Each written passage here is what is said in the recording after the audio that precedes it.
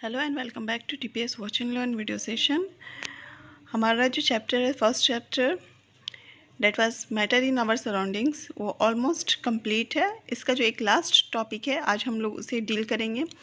So our last topic is concept of latent heat. Okay, so सबसे पहले कि latent means क्या होता है। लेटेंट मीन्स होता है हिडन, छिपा हुआ। ओके, सो एक एग्जांपल से समझते हैं क्या है लेटेंट हीट। तो सपोज़ मैंने यहाँ पर एक कंटेनर में वाटर ले लिया है, ठीक है। अब इस वाटर का सबसे पहले मैंने टेम्परेचर चेक कर लिया है। सपोज़ ये एक थर्मोमीटर है। सो इस थर्मोमीटर के हेल्प से मैंने सपोज़ इस वाटर का टेम्परेचर चेक किया जो कि 30 डिग्री था, ठीक है ना। अब मैं इस वाटर को हीट देना शुरू कर रही हूँ, ठीक है। अब मैंने इसे हीट देना शुरू किया है। तो जब मैं इसे हीट दूँगी तो इसका जो टेम्परेचर लेवल है वो इंक्रीज़ करेगा, ठीक है। सो अब ऑब्जर्वेशन में देखते हैं क्या होता है। तो पहले टेम्परेचर, वाटर का टेम्परेचर 30 डिग्री सेल्सियस था। मैंने इसे हीट दिया, इसका टेम्परेचर इंक्रीज़ होने लगा, ठीक है। सो हुआ क्या कि इंक्रीज़ होते हुए इसका टेम्परेचर जो है वो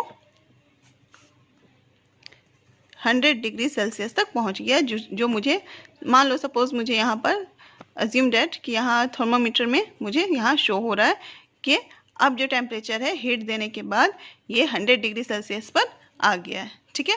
ये जो मेरा फर्स्ट ऑब्जर्वेशन है, मैंने हीट दिया, टेम्परेचर 30 डिग्री से 100 डिग्री पर आ गया, ठीक है। नाउ अभी मैंने इसे हीट देना बंद नहीं किया, मैं इसे कंटिन्यूसली हीट दे रही हूँ। बट जो मेरा सेकंड ऑब्जर्वेशन है, मैं उसमें ये देख रही हूँ कि 100 डिग्री पर पहुँचने के बाद टेम्परेचर जो है वो इंक्रीज़ नहीं कर रहा है। हीट में दे रही हूँ बट थर्मामीटर में हो क्या रहा है, थर्मामीटर में दिखा शो नहीं कर रहा वो हीट, ठीक है। 100 डिग्री पर आने के बाद वो कांस्टेंट हो गया, रुक गया है। अब 100 डिग्री तक पहुंचने के बाद अब जो भी मैं हीट दे रही हूँ उससे थर्मामीटर में कोई इंक्रीमेंट, हीट में कोई इंक्रीमेंट नहीं हो रहा है। तो ये जो एक्स्ट्रा हीट है वो जा कहाँ रहा है, ठीक है। सो ये जो टेम्परेचर इंक्रीज़ नहीं हो रहा है फिर भी मैं हीट दे रही हूँ, तो ये जो हीट है, अब ये हीट फेज ट्रांसफॉर्मेशन के काम आ रहा है, ठीक है। किस काम आता है? फेज ट्रांसफॉर्मेशन के काम आ रहा है। फेज ट्रांसफॉर्मेशन क्या है कि ये जो एक फेज से दूसरे फेज में बदलना, एक स्टेट से दूसरे स्टेट में बदलना, ये हमारा लिक्विड फॉर्म था, ठीक है। हीट देने के बाद क्या हुआ, इसमें वेपर्स बनना शुरू हो गए, है ना। सो ये लिक्विड फॉर्म में था, वाटर जो था वो लिक्विड फॉर्म में था, ठीक है। अब वो गैस में बदलना शुरू हो गया है, ठीक है। तो 100 डिग्री सेल्सियस टेम्परेचर पहुंचने के बाद जो एक्स्ट्रा हीट इसमें जा रहा है, वो एक्स्ट्रा हीट जो है वो लिक्विड में जो मॉलिक्यूल्स प्रेजेंट हैं, है ना। सो हम लोगों ने पढ़ा था कि force of attraction between the molecules in liquid वो होता क्या है, मॉडरेट होता है, ना बहुत ज़्यादा ना बहुत कम, है ना।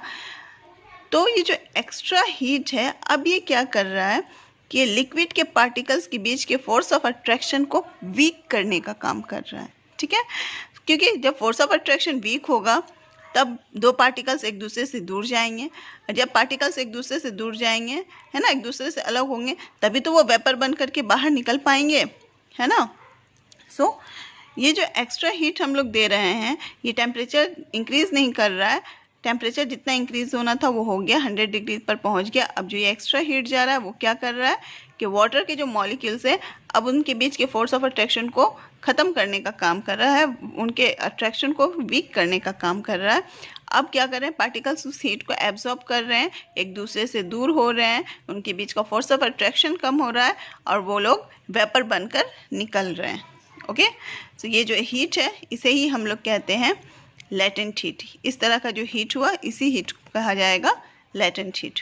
ओके, सो कॉन्सेप्ट आप लोगों को अब समझ में आ गया होगा कि लेटेंट हीट है क्या। ये जो फर्स्ट वाला टेम्परेचर था ये हमारा लेटेंट हीट नहीं है। फर्स्ट वाला जो ऑब्जर्वेशन था ये हमारा लेटेंट हीट नहीं है, क्योंकि इसमें जो है क्या हो रहा है, टेम्परेचर इंक्रीज हो ही रहा है, 30 to 100 डिग्री तक आ गया। बट 100 डिग्री पर पहुंचने के बाद जो हीट मैंने देना कंटिन्यू रखा, बट वो हुआ क्या कि टेम्परेचर बढ़ नहीं रहा था, थर्मामीटर में टेम्परेचर दिख नहीं रहा था।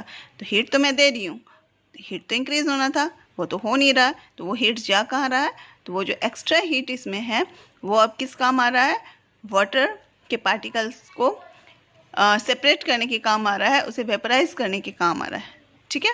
तो उस हीट को कहा गया latent heat. Okay, now latent heat जो है वो दो तरह के होते हैं, latent heat of fusion, latent heat of fusion and latent heat of vaporisation. Okay, latent heat of fusion क्या होता है, फ्यूजन में हम लोगों ने पढ़ा था क्या होता है कि कोई भी सॉलिड जो है वो लिक्विड में कन्वर्ट होता है ना, सॉलिड का लिक्विड में कन्वर्ट होना फ्यूजन कहलाता है। तो सॉलिड जब लिक्विड में कन्वर्ट होता है, सपोज आइस, ओके, आइस में हम लोग हीट देंगे तो ये क्या होगा, लिक्विड में कन्वर्ट होगा। सो 0 डिग्री सेल्सियस पर आइस जो है वो मेल्ट होना शुरू करेगा। सपोज इसका टेम्परेचर सपोज -13 डिग्री था आइस का टेम्परेचर, ठीक है। अब हम लोगों ने इस आइस क्यूब में हीट देना शुरू किया तो इसका टेम्परेचर 0 डिग्री सेल्सियस पर आ गया। अब हो क्या रहा है कि टेम्परेचर मैं कंटिन्यूसली दे रही हूँ, बट ये जो आइस है इसका टेम्परेचर जो है वो इंक्रीज़ नहीं हो रहा है, 0 डिग्री से ज़्यादा नहीं हो रहा है। क्यों? क्योंकि अब ये जो आइस है उस टेम्परेचर को यूज़ कर रही है अपने मॉलिक्यूल्स को ब्रेक करने में, ठीक है। वो जो हीट है उसका यूज़ अब आइस के मॉलिक्यूल्स को ब्रेक होने में यूज़ हो रहा है, जिससे कि वो लिक्विड फॉर्म में आ रहा है। तो जब तक वो liquid complete ice liquid form में नहीं आएगा तब तक उसका हीट इंक्रीज नहीं होगा, ठीक है। सो ये था लेटेंट हीट ऑफ फ्यूज़न और लेटेंट हीट ऑफ वेपराइजेशन। अभी मैंने बताया आपको वाटर से गैस बनना। ओके, सो डेफिनेशन देख लेते हैं। डेफिनेशन में क्या है, the amount of heat required to change 1 kg solid to its liquid state is called latent heat of fusion. Okay, the amount of heat required to change 1 kg liquid to its gaseous state is called latent heat of vaporization. So ये latent heat था, hope आप लोगों को अच्छे से समझ में आया हो। एक और टॉपिक छोटा सा है, टेम्परेचर कन्वर्सन, टेम्परेचर को चेंज करना। हम लोगों ने पढ़ा था कि टेम्परेचर जो है वो 3 स्केल्स पर हम लोग मेज़र कर सकते हैं। प्रीवियस क्लासेस में आप लोगों ने पढ़ा होगा, सेल्सियस, फ़ारेनहाइट एंड केल्विन, ठीक है। सो यहाँ पर तीनों में रिलेशन है कि डिग्री सेल्सियस जो होता है वो इक्वल टू है K - 273। K means K stands for kelvin. Okay, similarly 9C/5 equal two degree Fahrenheit -32। तो ये दोनों क्या है, रिलेशंस हैं, ठीक है। ये रिलेशन है सेल्सियस का फ़ारेनहाइट के साथ और ये रिलेशन है सेल्सियस का केल्विन के साथ। ओके, एक एग्जांपल से इसे समझ लेते हैं। Convert into kelvin 30 degree Celsius. अब सपोज सेल्सियस में दिया हुआ है और मुझे केल्विन में कन्वर्ट करना है, तो मैं इस फॉर्मूले को यूज़ करूँगी, सेल्सियस और केल्विन के फॉर्मूले को, रिलेशंस को लूँगी। तो सेल्सियस इक्वल टू होता है K - 273। ओके, सेल्सियस दिया हुआ है, केल्विन में चेंज करना है, तो जिसका वैल्यू दिया हुआ है उसकी इस पे प्लेस पर मैंने पुट किया, केल्विन निकालना है, ठीक है। K को एक साइड रखकर जो भी डिजिट्स थे सबको एक साथ किया, तो इस तरह से आया K = 303 kelvin. Okay, similar same question, अगर मैं सेल्सियस दिया हुआ है और उसे फ़ारेनहाइट में बदलूँ, इसका मतलब क्या हुआ कि 30 डिग्री सेल्सियस फ़ारेनहाइट में कितना होता है 303, सॉरी केल्विन में कितना होता है 303 केल्विन। ओके, एक बात और याद रखनी है आप लोगों को कि केल्विन में जो है वहाँ पर डिग्री यूज़ नहीं की जाती है, ठीक है। डिग्री का यूज़ हम लोग सेल्सियस में करेंगे और फ़ारेनहाइट में डिग्री लगाएंगे। ये जो छोटा सा दिया हुआ है इस सिंबल को डिग्री कहा जाता है। ओके, केल्विन में डिग्री का यूज़ नहीं होता है। ओके, अब देख लेते हैं कि 30 डिग्री सेल्सियस फ़ारेनहाइट में कितना होगा। सो वैल्यू पुट करेंगे, ठीक है, सॉल्व करेंगे इसे, तो आया 86 डिग्री फ़ारेनहाइट। क्लियर है? Okay, thank you.